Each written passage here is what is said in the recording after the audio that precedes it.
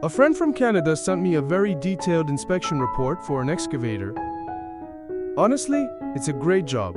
Tons of photos, every little cosmetic flaw marked, and the report was really long. But there was one big problem. The whole thing was about how the machine looks, and almost nothing about how the machine works. So I feel like I should explain my own inspection process and what I focus on. First, you need to accept one basic reality. In China, about 99.9% of used excavators have been refurbished, and most of them have had the hour meter adjusted. You also usually have no idea what kind of work they did before. Pure dirt work, heavy rock breaking, demolition, whatever. Even though that makes a huge difference to wear. If you manage to find an excavator where the frame, swing platform, and engine serial number all match the plate and documents, then congratulations, you found a really good machine.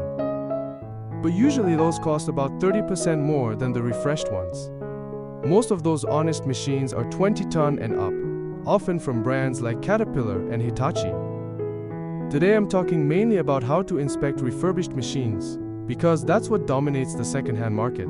Let's start. 1. The identity problem. We can't just look at the wear on pedals, joysticks, seat, or floor mat and compare that with the hours on the meter. Because most of that stuff will look brand new, and service history almost never exists. Yesterday, I ran into an awkward situation. I asked a coworker to help me take a photo of the engine serial number. He told me most of the engine nameplates are missing, and the original plate locations are already covered in paint. Then we tried to match the engine number and the machine serial number, and they didn't match either. As the refurbishing industry got more and more creative, this issue has just become worse. At this point, I basically gave up trying to rely on those numbers. So if you're buying a very convincing excavator from China, my suggestion is, assume it's fake first, then look for the parts that are still real.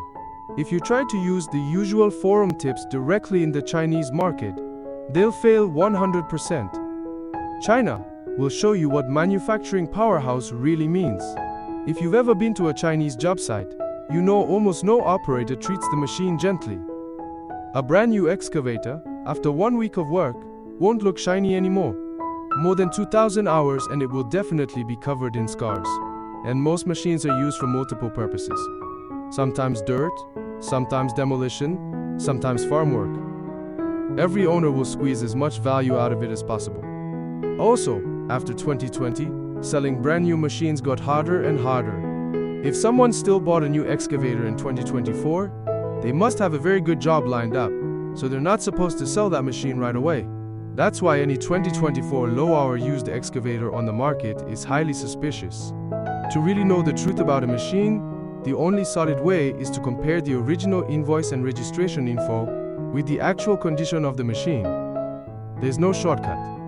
2. Checking working condition. My process starts by asking the seller to fire up the engine and run through a set of standard functional tests.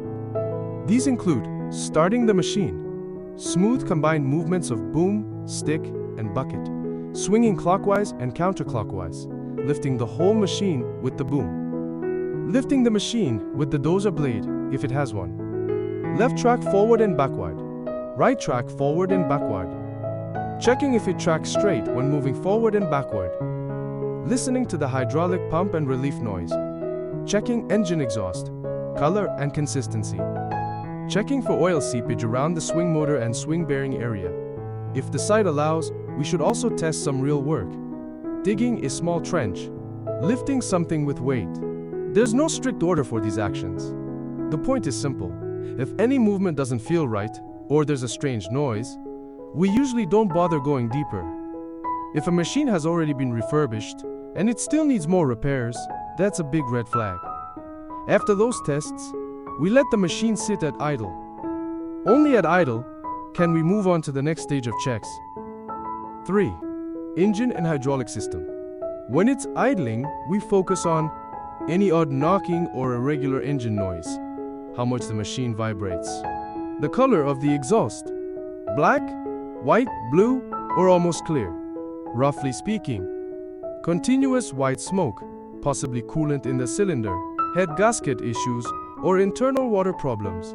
Continuous black smoke, fuel system issues, turbo problems, or poor combustion. Blue smoke, burning engine oil, worn piston rings, or cylinder wear.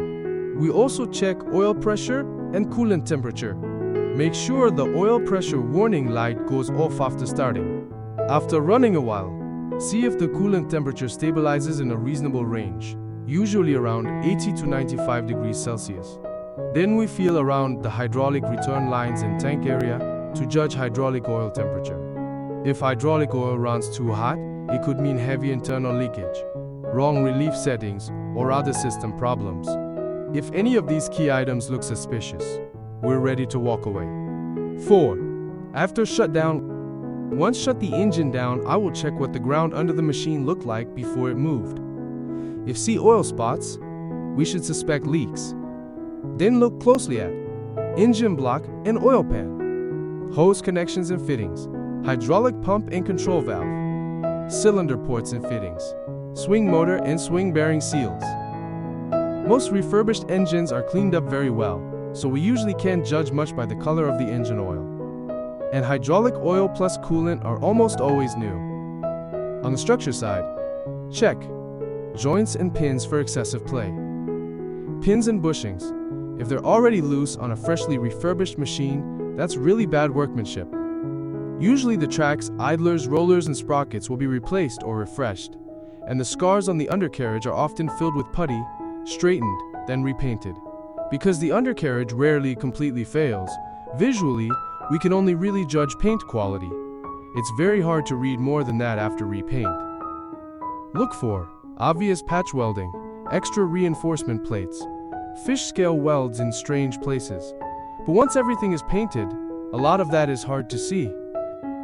We just do our best. Smaller stuff like bucket teeth, hoses, filters will usually be replaced by new generic parts. Even if the quality is unknown, you can normally find replacements locally later, so you needn't worry too much about those. 5. Electrical system and cab. All warning lights and gauges. A C and heater. Wipers and lights. Wiring layout. Messy or neat. Glass, frames and wiper arms. Safety lockouts, seat belt, pedals and footrests. If all of that looks normal, at least we know the machine is convenient and safe enough to run. To wrap it up, inspecting a refurbished excavator is very different from inspecting an original, untouched machine. Once it's been repainted, a lot of clues are gone. We simply can't rely on visual details the same way. And honestly, AI like ChatGPT doesn't really understand the Chinese used machine environment, so you won't get truly practical, local tricks from there either. That's why, in my opinion, the most straightforward way is to send a pair of eyes to check the machine together with you over video. Someone who knows what to look for and what's normal or not. For example, me. Thanks for watching. I'm Mike Fua.